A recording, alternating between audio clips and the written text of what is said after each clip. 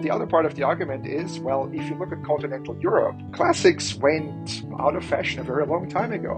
And there are now literally more people in the world who study Greece and Rome who are not in classics departments than there are people who are in classics departments.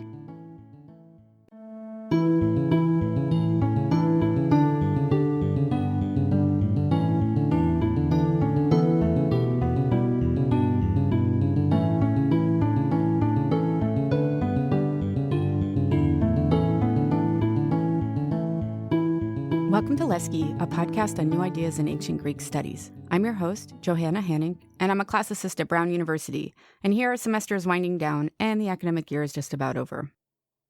It's been quite the wild ride these last few months in American higher ed. A lot of us are wondering and pretty worried about what the landscape is going to look like, even in the short and medium terms. And if you layer the current frightening and unprecedented circumstances over the longer-standing debates about the fate of the field of classics, there's a whole lot of uncertainty, and even perhaps a good dose of existential crisis. 10 years from now, who will be studying Greek and Roman antiquity, and what institutional structures, or remnants of structures, will be supporting them? If classicists are an endangered species, what is the most ethical way of ensuring that the study of the materials survives? My guest for this episode, Walter Scheidel, has just written a book called What is Ancient History, with several concrete proposals. In the last decade or so, there's been a spate of books making the argument to keep classics alive. I'm thinking, for example, of Frederick Raphael's Antiquity Matters, Neville Morley's classics, Why It Matters, and even Andrea Marcolongo's celebration of ancient Greek, La Lingua Geniale, which was translated into English as The Ingenious Language. Scheidel's book is not quite of that genre, though. As a historian, he's most interested in how the study of ancient history, or rather of foundational history, is positioned within the academy. His is a plea to reset the study of ancient history, or really ancient Greek and Roman history, by setting those histories side by side and on the same footing with the study of global foundational epochs. But his ambitious vision would entail several knockoff effects for how we study other aspects of the ancient world, literature, language, material, and so on. And his proposal to close classics, in particular, is sure to ruffle a few feathers. But I think that we need to hear it. This episode is a bit of a long one, so I want to get right to it. I will just briefly say, though, that I think for anyone who feels invested in the study of antiquity, Scheidel's ideas are important ones to be aware of and to take seriously. Under normal circumstances, attempting to reconfigure university disciplines might be like trying to turn a cruise ship around. Today, it's tempting to wonder whether the more apt cliché is that one about rearranging deck chairs on the Titanic. But Scheidel is actually much more hopeful than that, and even if the radical structural changes that he proposes amount to a tall order, he thinks there is a lot that can be accomplished by changing how we think about what we study and why. Walter Scheidel is Dickason Professor in the Humanities and Professor of Classics and History at Stanford University. His research ranges from ancient social and economic history and premodern historical demography to the comparative and transdisciplinary world history of inequality, state formation, and human welfare. He has written, edited, and co-edited some 21 books and published more than 260 papers and reviews. His latest book is What is Ancient History, and it's just freshly out with Princeton University Press. Quick note here that, as ever, I've put a few references in the show notes for this episode. And also a little reminder that Lesche is on Instagram. The handle is at Lesche Podcast. Now I'd like to welcome into the Lesche Walter Scheidel. The next voice you'll be hearing is his.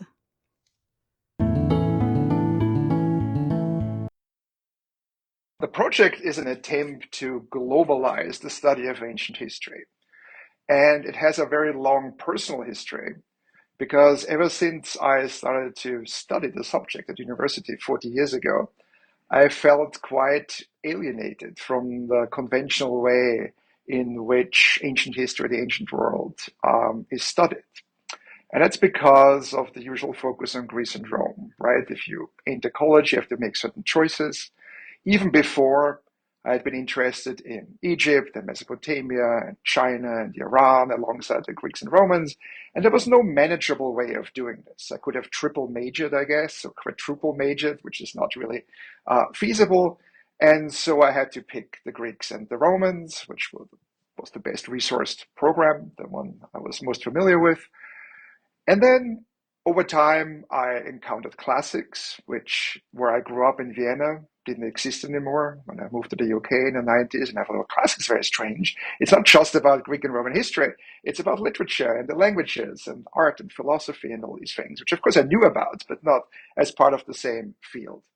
And then when I moved to the US, I thought, well, you have a choice. You can be in a history department and you do Greece and Rome, or you're in a classics department and you do all the other things, and they will ask you to teach Greek and Latin at all levels, ideally, and that sort of thing. And it never made a whole lot of sense to me because I always thought of ancient history as a planet-wide kind of phase or process, or whatever you want to call it, that wasn't really captured by any of the existing programs or departments or institutions out there. And it certainly hasn't held me back in my teaching because I have great leeway in terms of what I do. It certainly hasn't held me back in terms of my own work, of my own research. But I felt that the existing template just didn't make a whole lot of sense.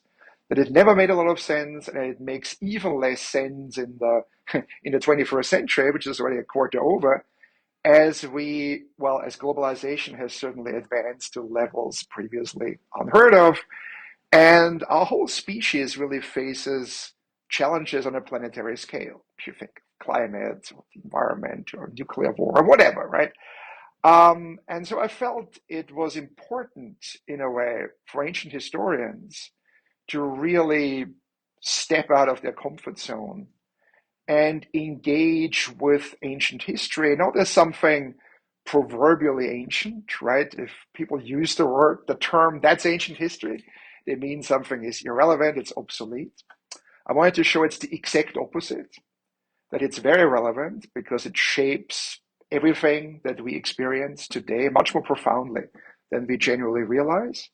And that this shaping really took off in different parts of the world at different times, sometimes interdependently, sometimes independently, but over time really came to define our lifeways and also excluded alternatives in a way that we are now essentially trapped in the creations of this global antiquity. And that's not the way the subject is usually approached in teaching and certainly not in academic research. So it sounds like when you were first starting out that you were this wonderful ideal student in some ways that was driven actually by questions. Like you had questions about things, and that what came secondarily to that then was maybe the discipline that you chose was going to be the place where you landed to start pursuing answers to those questions. So what kinds of things were you interested in? What kinds of questions were you asking even at that early stage? I guess I was a very weird kid. So when I was 10 years old, I did read, children's versions of the Bible and Roman mythology and this and that. But I was never that interested in big men or wars or any of the standard things. I was always interested in people's actual lives, what we will now call social economic history. And that has remained my interest ever since. And so I guess I was looking for information wherever it was available. It didn't have to be Greece and Rome. I was just interested in how people dealt with certain things, how they made a living, so to speak, how they kept themselves alive in the more distant past under very different kinds of conditions. And I felt that this interest was best served not just by looking at other parts of the ancient world, but also at more recent societies, other pre-modern societies. So I've been branching out in different directions for a long time. And then whenever I got pulled back into the standard disciplinary framework, I would encounter lots of people, professors, fellow students, who were already, specialists in a way. They were really, really immersed in one particular aspect, one particular part of the ancient world. And it seemed perfectly natural to them. And it just never seemed very natural to me. Well, you begin the book with two chapters. I love the titles of these chapters. You have world making and then world breaking. So maybe we could talk a little bit about world making to begin with. So the subtitle for that is How We Got Here. And that chapter you break up into these rubrics of what, when, and where. Could you say a little bit about what you mean by world making and about what you see as the role of ancient history in illuminating what you talk about in terms of foundations, which you were alluding to also earlier, that the things that got us embedded in the structures that we're still trapped in today. Yeah, maybe you could just say a little bit about what you see in common between these ancient histories that make them worth looking at together. Yeah, so the idea is essentially that the foundational premise of the book is that if you look carefully, you will find in different parts of the world at different times certain phases of development across different domains, from the very basic in terms of domestication of food sources and sedentism or organized pastoralism, to any number of other things, the kind of physical infrastructure that surrounds us, houses, means of transportation, intellectual, social infrastructure, right? Institutions, laws, the currently dominant world religions, literacy, inequalities, labor arrangements, what have you. I mean, I could talk about this for half an hour, which I'm sure you don't want me to do, but it's a really, really, really long list. And all these things emerge at some point for the first time. Many are very old, they go back into the Stone Age, but most of them emerge only during the Holocene, after the end of the last ice age, but at different speeds, at different times, in different parts of the world because of ecological differences and so on. And what they do is they gradually coalesce into bundles or packages. It doesn't mean that every place develops all of these things all at once or even over time, but quite a number of places develop them gradually to a greater or lesser extent. And those societies who adopt these packages or bundles will become more successful in a way and to influence others. And if you wait long enough, our entire species, the entire planet by now has really been taken over by some upgraded version of this bundle, of this package of features that first came into existence in antiquity. And that's why I don't really like the term ancient history.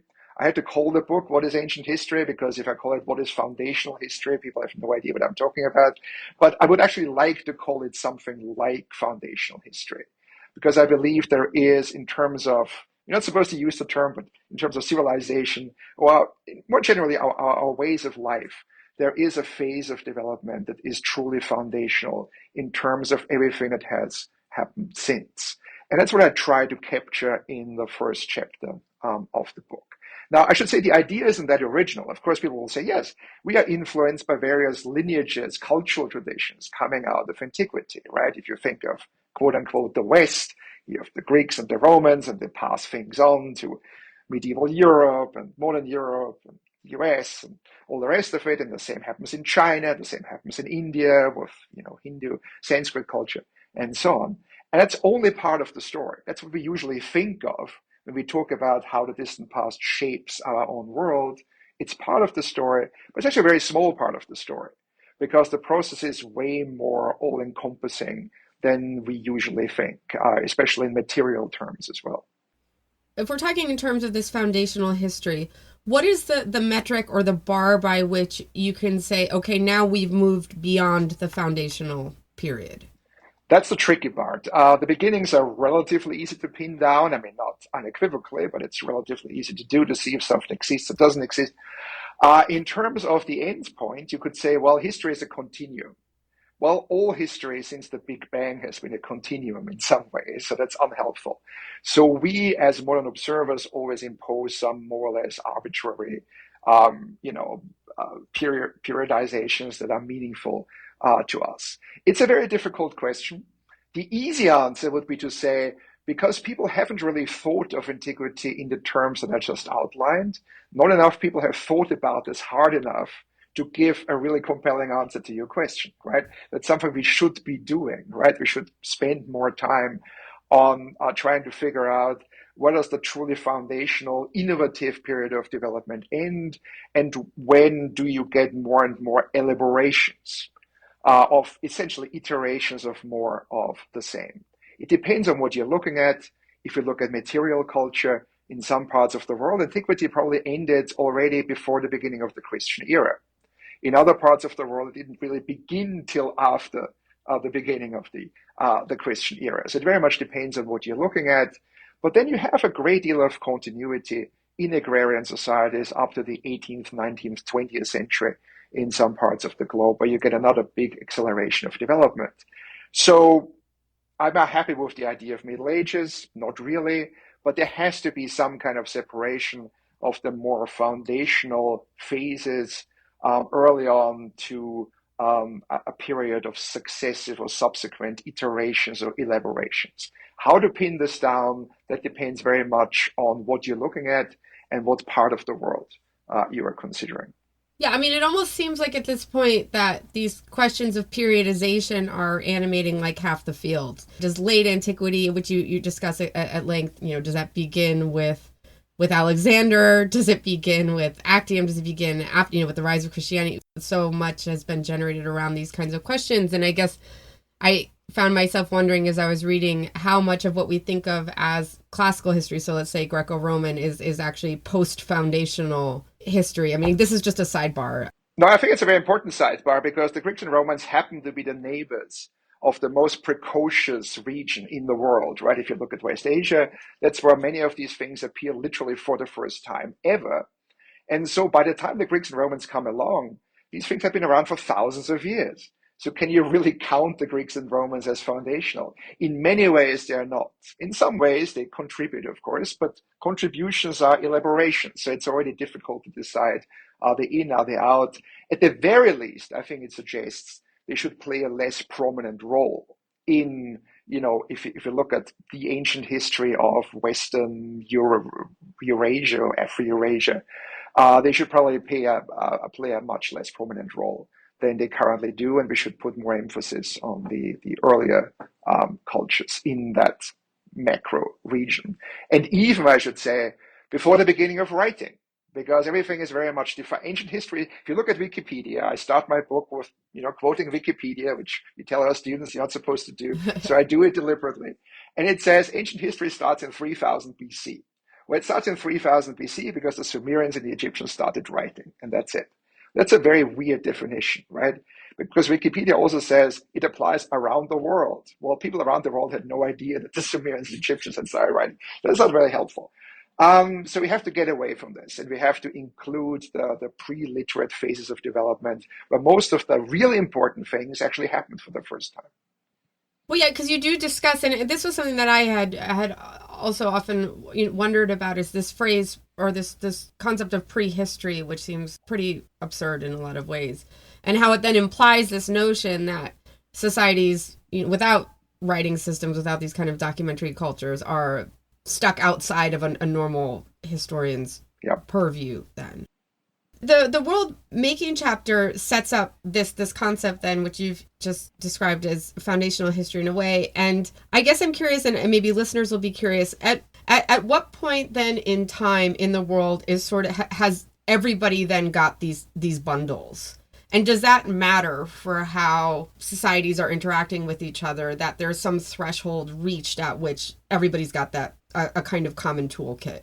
That's a very good question. I think we are still aiming for 100% because they're the famous, tribal groups in the Amazon rainforest and all the rest of it. But I mean, obviously by now the entire world is dominated by some version of this bundling. This is not, I should say, the product, as is often claimed, of the last 500 years of European colonization and all the rest of it. It certainly accelerates the process, but it predates it by a wide margin. We don't have proper numbers, but it's fair to estimate that already a couple thousand years ago, the majority of all people on Earth, regardless of where they are in the old world, in the new world, not so much in Australia, but in most parts of the world that are inhabited by humans, people live with some version of this bundle.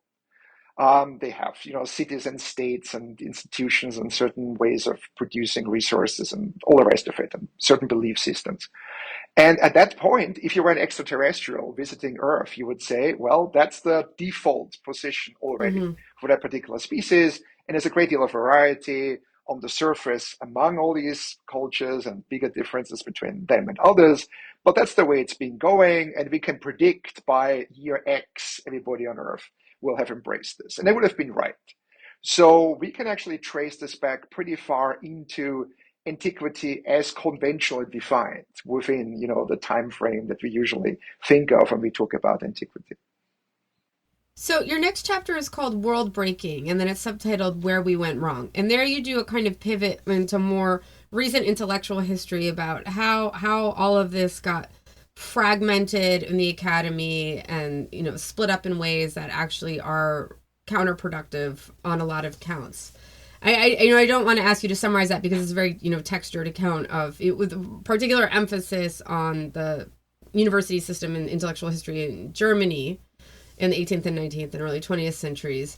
But maybe you could just give a little bit of an overview of how came it to be that we kind of lost sight, if we ever had it, of this commonality that there is in terms of thinking about, you know, the world's ancient histories. Why did things get sifted into, you know, the weird little academic departments, classics perhaps being weirdest of them all, that they are in today? What kind of went wrong here?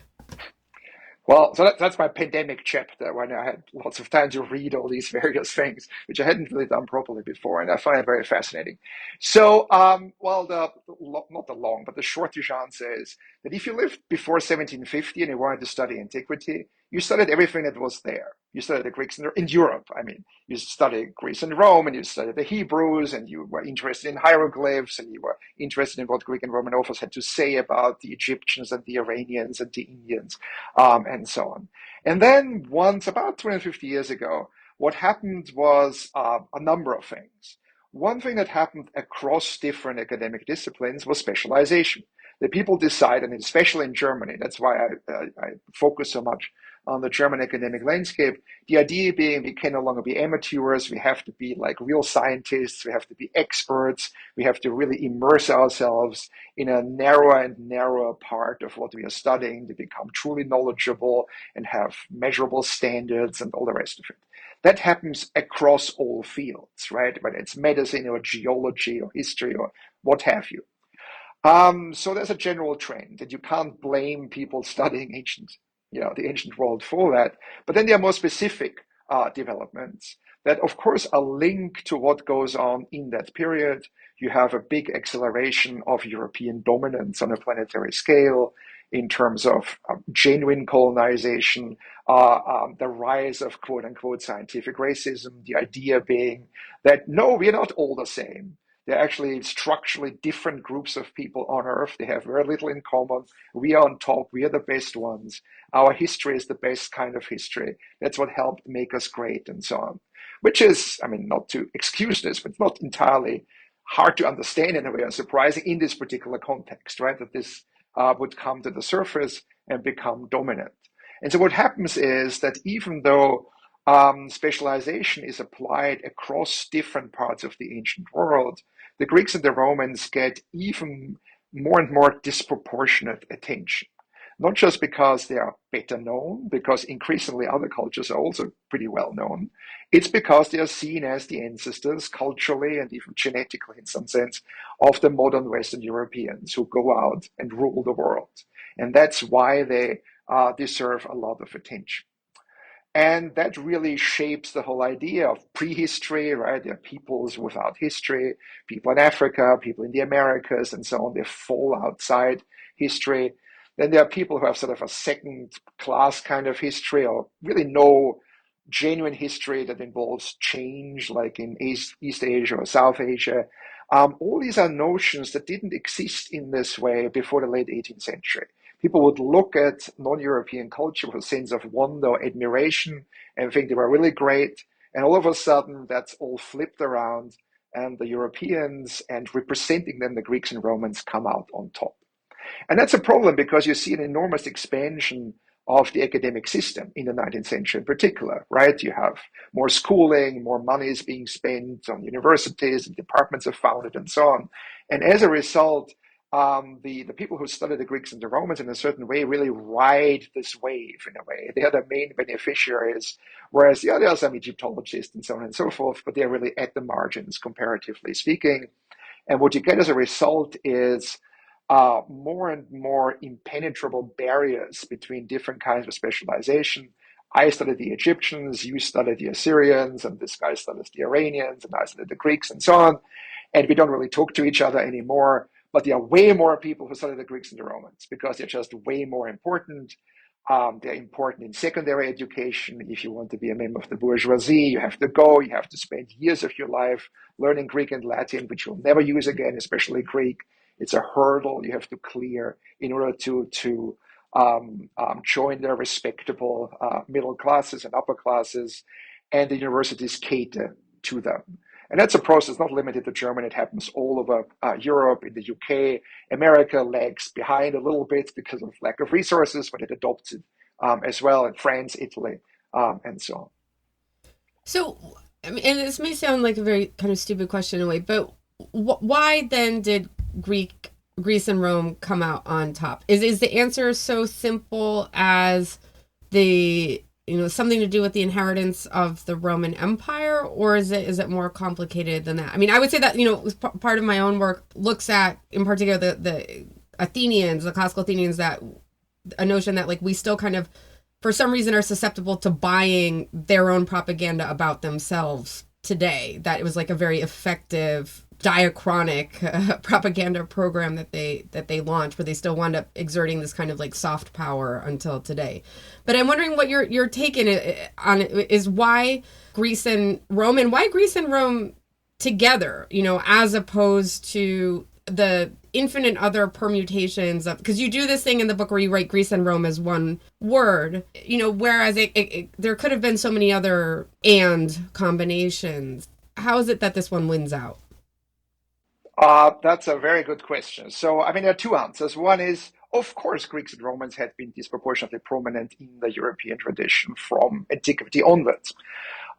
So more money meant, in a way, more study of Greeks and Romans. But that's only part of the answer.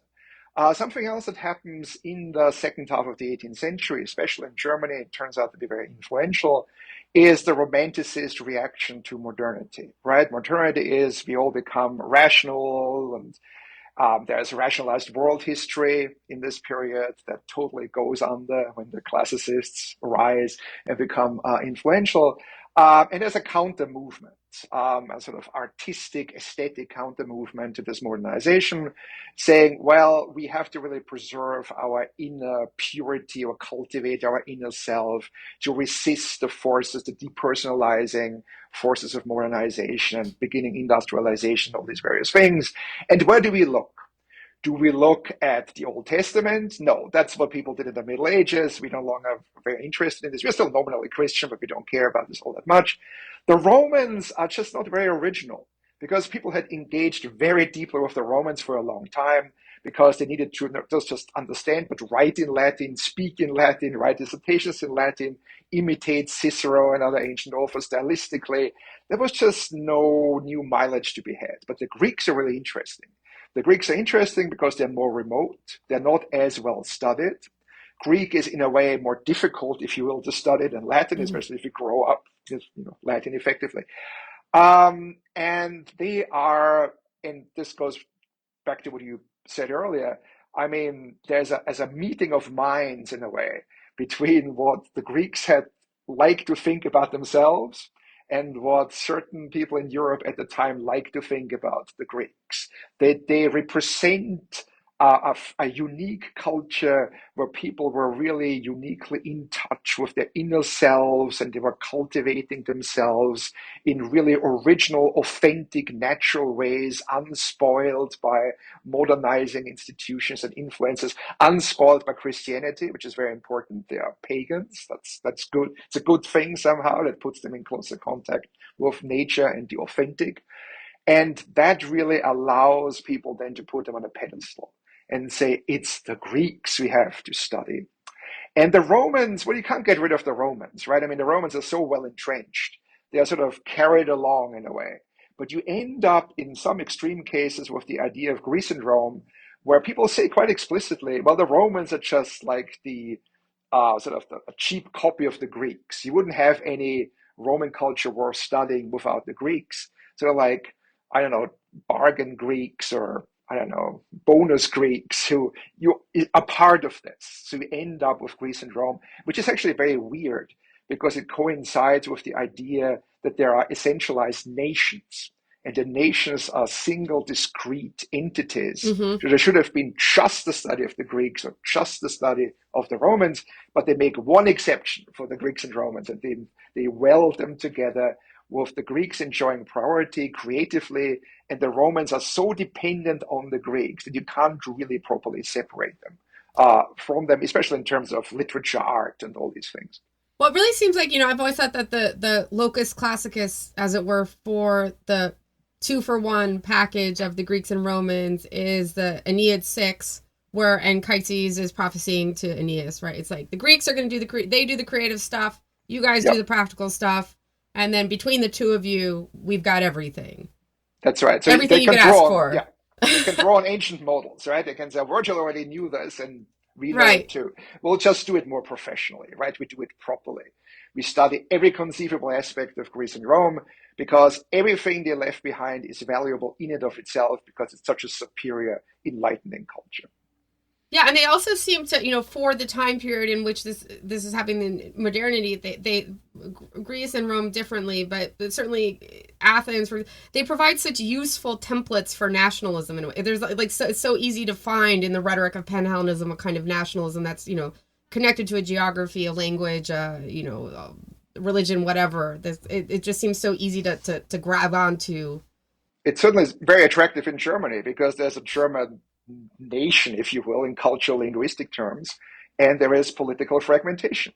And they look at the Greeks and said, hey, they had the same thing, right? They all spoke the same language, had the same religion, but they're all in different states. And right, and of course, and then like us, right? With the Homeric poems, it's like, the genius of the folk. There's so much that seemed, I guess, low-hanging fruit in a way. It's actually one of the reasons why the French never got into this quite as much, because they see France as a big imperial kingdom, and so they like the Roman Empire a lot, much more than the Greeks. So it does reflect conditions at the time. Yeah, it's interesting. I guess that's maybe another podcast topic, but sort of when it comes to picking, do you want Greece or do you want Rome as your model? It seems like a long kind of interesting history of who chooses what and when. Okay, well, let's maybe then turn to, in the second half of the book, you start proposing some, suggestions about what might be done to get back to a place where we can look at these foundational moments at foundational history synoptically and comparatively. So what are some of the recommendations that you have in terms of what we can do practically to start kind of doing some reparative work? Yeah, I mean, the obvious objection is, well, if you look at everything, how are we going to do that, right? We need expertise, we need to know the languages and the record and the scholarship, and you can't do this for more than one culture, let's say. And that's strictly speaking true. What I am arguing for is not that everybody drops whatever they are doing and forgets about the last 200 years of specialization and accumulation of technical expertise. It is that we become more expressly aware in what we do in terms of our research, our teaching, of the fact that there is a much wider foundational antiquity, and proceed accordingly. Realistically, most people, most of the time, will remain specialists. They will, and that's not a bad thing. It's just, I think, I call this framing. The idea is that no matter how small your subject matter is, how narrow your approach is, you should at the very least be aware of analogies, parallels, similar kinds of phenomena, developments in other early societies, and as much as possible, relate your work to them. It doesn't take a lot of effort, but it does take some effort. But I think it's worth doing, both in specialized research and especially in teaching, to be able to, draw these. It doesn't even have to be full-fledged comparisons, just to display awareness. I think that's an indispensable first step, and that's something everybody can do without really buying into the whole program. Then there are more ambitious strategies. One that's already becoming more popular in a way, to focus on connectivities. That's what people do, especially with respect to material culture, Indian Ocean trade, Silk Roads, all the rest of it.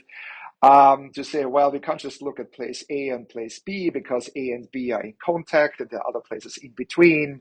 And that really shapes and influences what happens in A, B, and in between. You get these hybrid outcomes and so on. So that's already underway. We can certainly do much more of this. It's a problem in that it excludes, let's say, the Americas, which I really insist have to be part of ancient history. Well, before 1492, there are no real contact, so they can't be included if we only focus on connectivity. In order to do that, we have to go a step further and be more comparative. Now, explicit comparison is very rare among humanistically inclined historians. It's much more common in some of the social sciences. It used to be more common in the more distant past, but there is, of course, work in comparative history, but it's very much a minority pursuit. It's a very, very small sliver of what's happening. There's hardly any discussion of methodology, of theory, how to do it properly, and so on. That's a really big problem, because if there are different ancient histories, so to speak, occurring in different parts of the globe in different periods, the only way to get a handle on this is by means of comparison. So that's something that I've done myself now for decades, that I advocate very strongly for. How do you do that? Well, there are various ways of doing this. You could maybe collaborate a little more. The academic humanities really fetishize what I call heroic individualism, right? You do everything as a single person. As a student, you write single person assignments, you write your dissertation, you go on the job market, you get the job, you are hired, you are promoted based on what you as an individual are doing. Not 100%, but for the most part. If you do ancient history or in similar kinds of fields, that's a big problem. Nobody in the natural sciences would work like this. Very few people in the social sciences would work like this. No archaeologists could work like this, because you can't just go and have a one-person dig. I mean, you could, but you wouldn't get very far. You can do it in your backyard.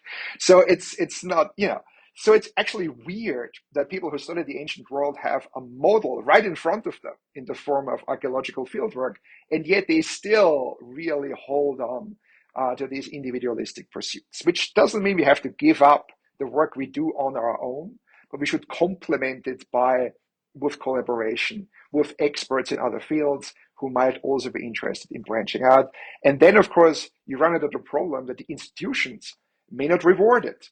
They may actually penalize you for trying to do that. So you may have to be at a more senior stage of your career in order to really do this without, courting some kind of problem. So once you start thinking about this, all kinds of things may have to change for this to really work, but you have to start somewhere.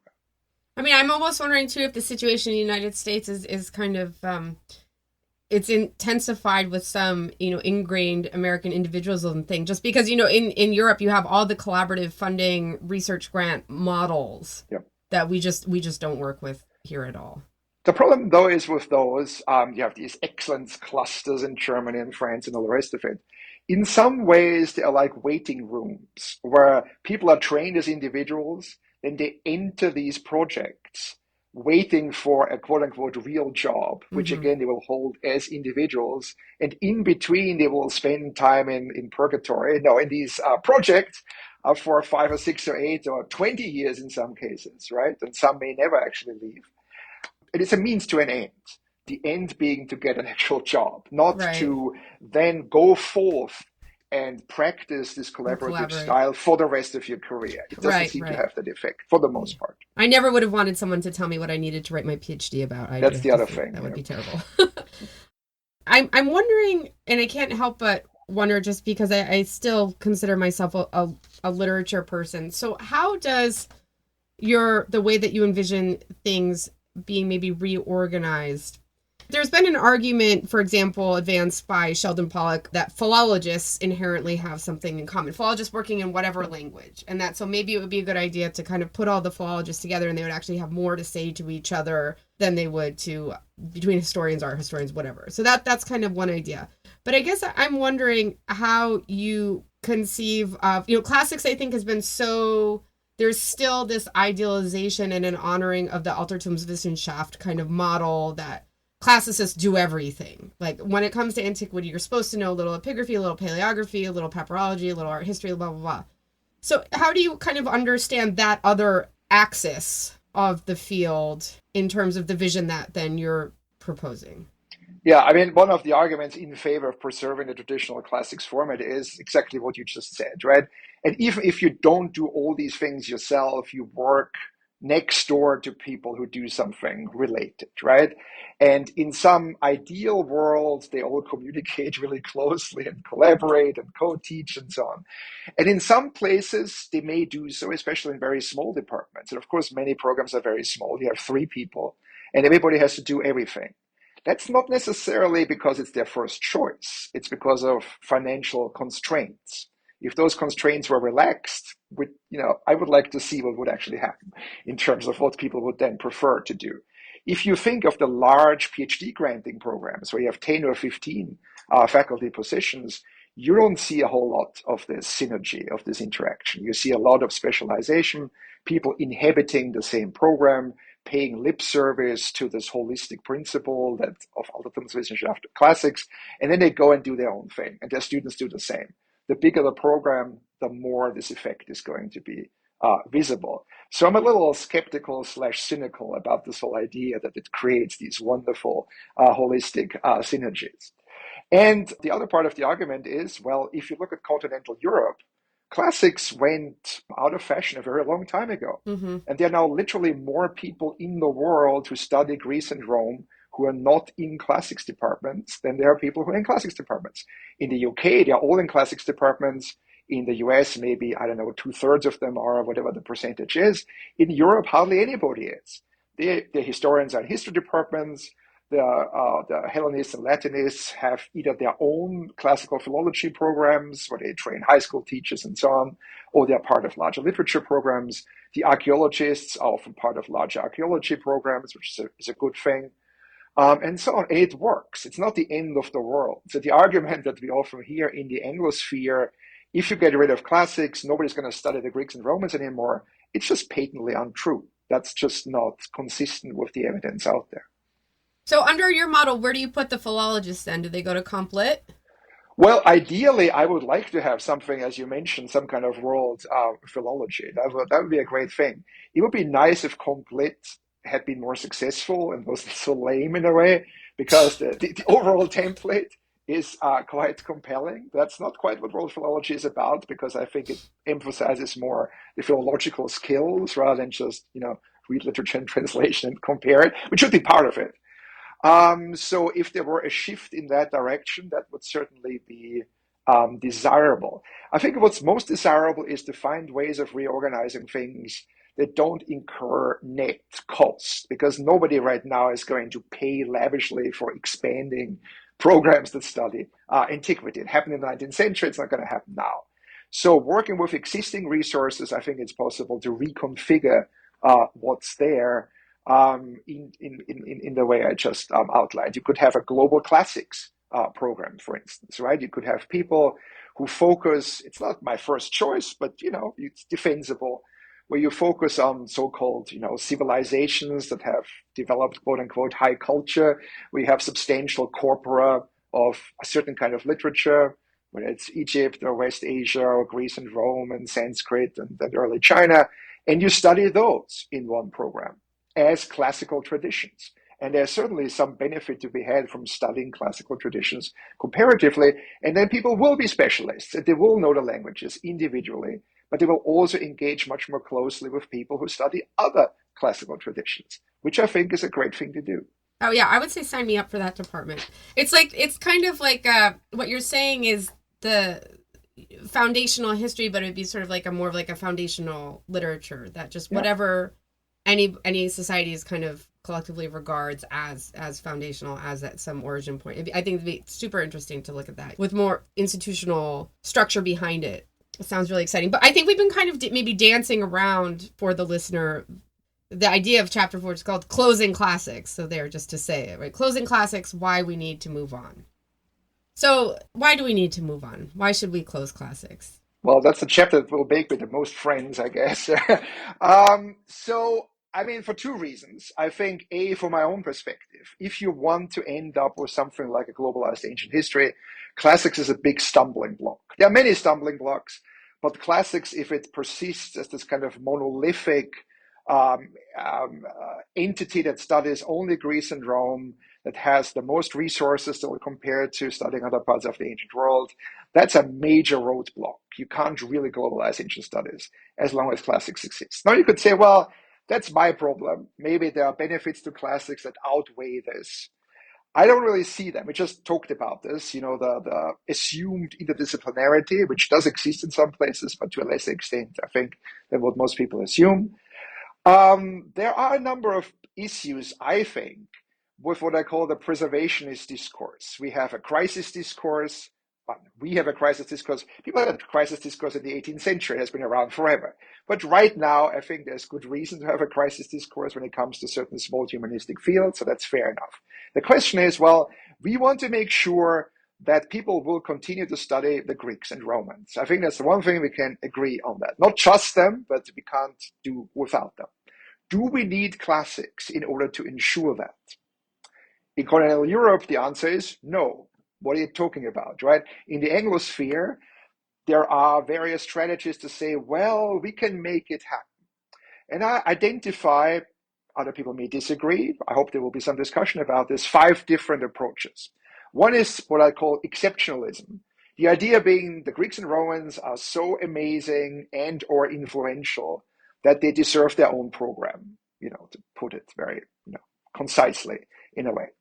There are 2 problems with this. One is if you come from the more progressive, decolonizing side of things, you'd say, well, is that really true? And even if it were true, can we just assume it? Or wouldn't it require some systematic comparative evaluation, right? You can't just decide a priori, as people did in the late 18th century. We know somehow that's the case, and we proceed accordingly. It would have to be established. The other approach is, if you are actually a cultural conservative or a reactionary, and you think the Greeks and Romans are really just amazing, you shouldn't want classics departments. You should want people who study the Greeks and Romans to be present in all kinds of different programs and play an important role in history, in philosophy, in art history, in political science, in literature, everywhere, because they're so amazing and important. They shouldn't be siloed off in some classics department so that everybody else can do other things. Don't you say in the book, you say, I was really struck by this, that you talk about classics departments as almost paradoxically like a testament to the failure of the exceptionalist line. I think that's a way of seeing it, yes, because originally the classics department is the triumph of the departments. The first classics departments, academic departments, were classics departments in Germany, actually. And then everybody got departments. And now all of a sudden, instead of being the leaders, right, the pioneers, if you could use that word, the classics departments are the holdouts, right, the ones that are the remnants of the residue of the study of Greece and Rome. And they shouldn't embrace this. In fact, I think they should be more outgoing in a way and proactive and say, we should be everywhere. Anyway. If you're going to be hegemonic, be hegemonic. Exactly. You can't be hegemonic if you sit in one little department. That makes no sense. You have to be everywhere, right? Then what else? Organicism, we already talked about organicism, the idea being everything has to be done together, literature, language, history, philosophy, and so on. That's manifestly not true. The third is pragmatism, which I like a lot. It's the argument, well, maybe there's no compelling intellectual rationale for having classics programs the way they are configured, but let's not rock the boat because the deans and the provosts, they want to cut our funds anyway. And if we start changing things, we might just lose the positions we still have. There is some merit to that argument. I'm sure there are institutions that would love to do that. The problem, though, it's a very short-term kind of perspective, because longer term, I think those kinds of classics departments are in the position of the slowly boiling frog, right? They are already on the way to extinction very, very slowly. Under the illusion, if they carry on as before with cosmetic changes, things will turn out fine. And one day they'll wake up and the frog is dead, and that's it. So pragmatism is not terribly helpful either in this kind of environment. The others are what I call progressivism and expansionism. And they're very similar. Progressivism is to say, okay, we don't like classics because it's called classics. It has all these, the baggage, right, of 18th, 19th century racism, colonialism, any ism you can possibly imagine. But we can save it. We can rebuild it from the inside out by changing the content, the subject matter, the methods. We bring in more theory. We make the students and the faculty more diverse in, various, according to various metrics and so on. And the result of this will be something that is sort of like classics, not what are called classics, or it's critical classics or something. And we'll have saved it and improved it at the same time. So this was like the Eidolon position. That's the Eidolon approach, which is for us kids of the Eidolon generation. Exactly. And it's an interesting approach because, well, we had to start somewhere. More power to them. The thing is, though, if you read the more, shall we say, ambitious or radical critiques, and imagine they were fully implemented, you would end up with some form of engagement with Greece and Rome and the reception of Greece and Rome, but it would no longer be classics as we know it. You would actually have transcended the field as currently configured to an extent that you can no longer really call it classics, which is fine with me, but it's not really a way of preserving classics. And the same is true of expansionism. Expansionism is to say, okay, we're slightly embarrassed that we only look at Greece and Rome. Let's bring in the guy who studies the ancient Hebrews or Carthage or something, right? And then we can call ourselves ancient Mediterranean or ancient studies or something, right? And it'll be great. Well, if the result is you have 6 Greco-Roman people and 1 or 2 others, it's just window dressing, right? It's cosmetic change. It's actually reinforce the hegemony of the Greeks and Romans. If you go all in, you're in a big university, the Egyptologists and Assyriologists and all kinds of people, and you co-opt them into a single program, that's fine. You'll have a much better program as a result, but it's no longer classics, right? It's something else. It's ancient world studies, it's global classics, whatever it is. And I think that's highly desirable, but you will not, in fact, have saved classics. You will have saved the study of Greece and Rome, put it on a more sustainable foundation, in a way, for the future, arguably, but classics will be gone if you do that. So I think there is really no obvious way of addressing concerns about pressure and students fleeing the humanities and any number of things by doing any of the 5 things that I just outlined. You can do some of those things, but you're not going to end up with a reinvigorated concept of classics. You're going to end up with something else that I personally would find more interesting. It will put some people off, that will attract people who are not currently attracted. So there will be trade-offs. There will be transition pains. There will be all kinds of things. But eventually, I think that's a much better template for the future than just doubling down on some version of the status quo. Yeah, I think it is just so hard. I guess it's, as you point out in the book, that these, this thing has just been taken for granted for so long. It's just so uncomfortable to even, do the thought experiment of what would there be a place for me to do what I want to do if this particular framework wasn't there? So you're suggesting that there would, in with things reconfigured, people could still do their papyrology, could still do their commentaries. I have people who say, if you do that, if you blow up the classics departments and the classicists join larger entities, they will lose out. They will not be replaced. They will be replaced by the members of the most influential group in that particular entity, like ancient historians and history departments is a classic, example in a way. You have 1 ancient historians and 20 Americanists. Ancient historian retires, what's going to happen, right? To some extent, you could say, well, what if there were no classics programs? It would actually be more difficult for history departments to say, we don't need this guy.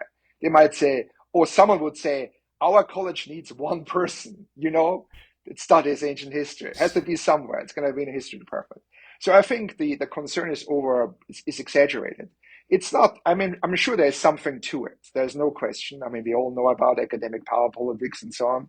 I think that's a very serious concern. But if you can operate through amalgamation of existing programs, I think it would make them stronger overall. If you have a bunch of smaller ones, you can pick them off one by one.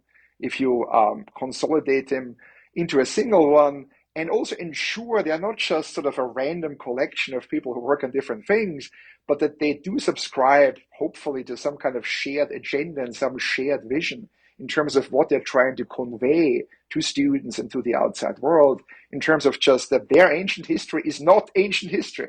It's the exact opposite of figurative ancient history. It's really, really important, and try to communicate this to people more energetically, that would ultimately be a good thing. And there's certainly an appetite out there in the general public. That's why people watch all these horrible series about Atlantis and aliens and all kinds of things, creating lost civilizations. There's a great appetite for these things that is not well served in a way by the fields as currently configured. So outreach would also be an important part of this. And I probably should have emphasized this more in my book, but it's just the first step. Yeah, that would be an interesting point for a longer discussion, just because I just got back I was just in England last week, and just reminded of, like, you look at a bookstore there, how much the outreach there is kind of dependent on the notion of classics as a real thing. Yeah.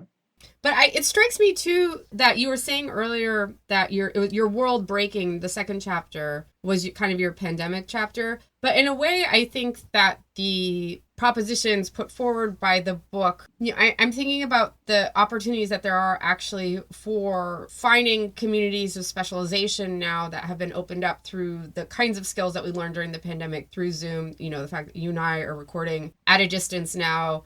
I'm thinking of something like the Herodotus Helpline, which started during the pandemic. And so every week you have a community of people that get together to hear a Herodotus paper, people from all over the world, that you can now have this, because you propose in the book that there could be this resource merging, like, thinking of something like the UC system, or, there's they do this with, like, the teaching of languages in the University of Michigan covers Asian languages, where Michigan State covers African languages. Yeah. And then there's sort of the exchange between the two. That is absolutely true, because listeners might think, listen to those people from Stanford and Brown. Yeah, they're talking grandly about consolidating programs. What about public institutions that are starved for resources? Well, they're often part of systems, right? And they could actually coordinate and collaborate more in this way, especially now with a generation of students who essentially grew up with Zoom in high school, and that's not going to go away. So I think that's a very great opportunity to put some of those things into practice, even under severe resource constraints. Well, this is, I keep wondering, because, like, when we teach graduate seminars, I'm like, we have one of these owl cameras. Like, why couldn't I just open up this seminar to whoever wanted to do it for it is, these things are possible now. It just, I think, is on us to be more creative and ambitious about how we use them. And since we are mentioning technology, since I live in Silicon Valley, I have to say something about technology. It's not just about communication. It's also about, you have to learn all the languages. Yes, we still do, but nobody has ever gotten rich by betting against technological progress in information processing, right? Modern translation programs are already pretty good. They are getting better all the time. Are we going to get to the point where we can outsource some of the work in approaching ancient language texts, artifacts for certain limited purposes to machines? Not quite yet. Is it never going to be possible? I think it would be insane to assume that, right?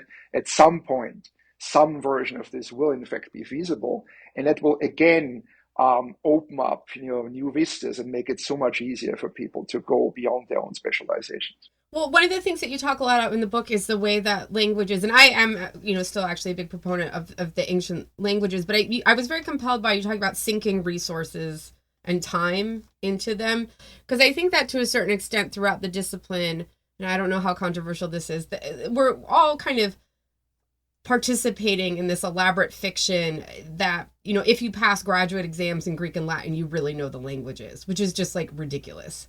So I think that there's a question that could be asked, is at what point, like, I think that a historian of ancient Greece should know the Greek alphabet, but it's sort of like at what point are the returns diminishing, right? So much that it becomes kind of like a waste of time. And I think similarly, like, as someone who, for certain modern languages, I won't reveal which, will use Google Lens now, which is spectacular in terms of reading modern scholarship. I think that there's a way in which this kind of reckoning with some kind of franker conversations about, okay, are we just performing doing these languages, or are we really using them and reading them? And what is the kind of threshold for different levels of being able to make use of them, if that makes sense? That makes a huge amount. That's actually one of my pet peeves. The expectation that if you are Greco-Roman historian or even archaeologist in some cases, you should ideally be able to teach Greek and Latin at all levels. Why? It's a tail wagging the dog. There's no intellectual rationale. It's driven by job market demands, which are real. Don't want to belittle this, but you can function as a historian or archaeologist without being able to do that. You will need some language skills depending on what it is you do, but you won't actually need those kinds of skills. I mean, medieval historians don't usually teach medieval Latin either, right? It's just a weird thing with classics.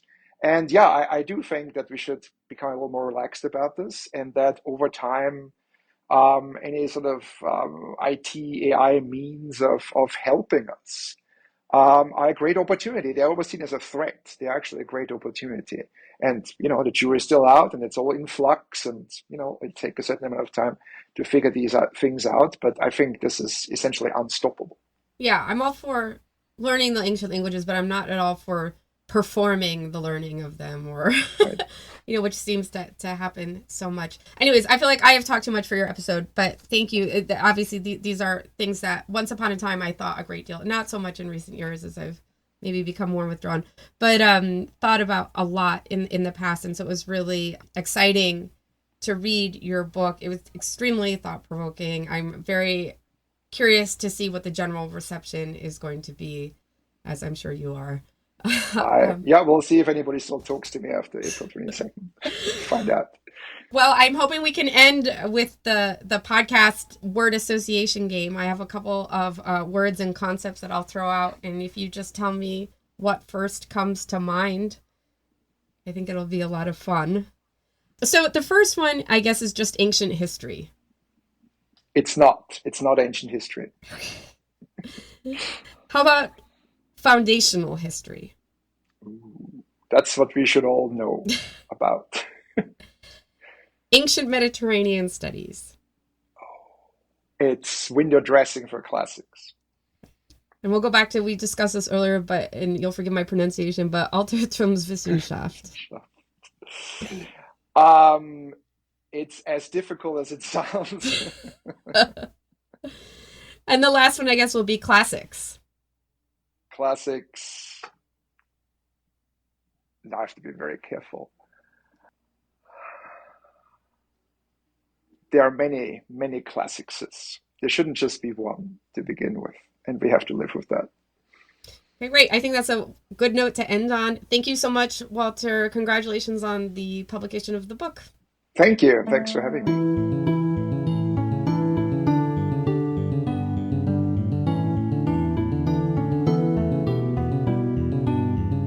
Thank you for joining us for this episode of the Lesche podcast. And special thanks for their support of the podcast to the Brown University Department of Classics and the John Nicholas Brown Center for Advanced Study. Don't forget to subscribe to the podcast so you never miss an episode. And we'd be grateful if you take a moment to rate the podcast and leave a review. It will help other listeners to find us. We look forward to you joining us again soon here in the Lesche.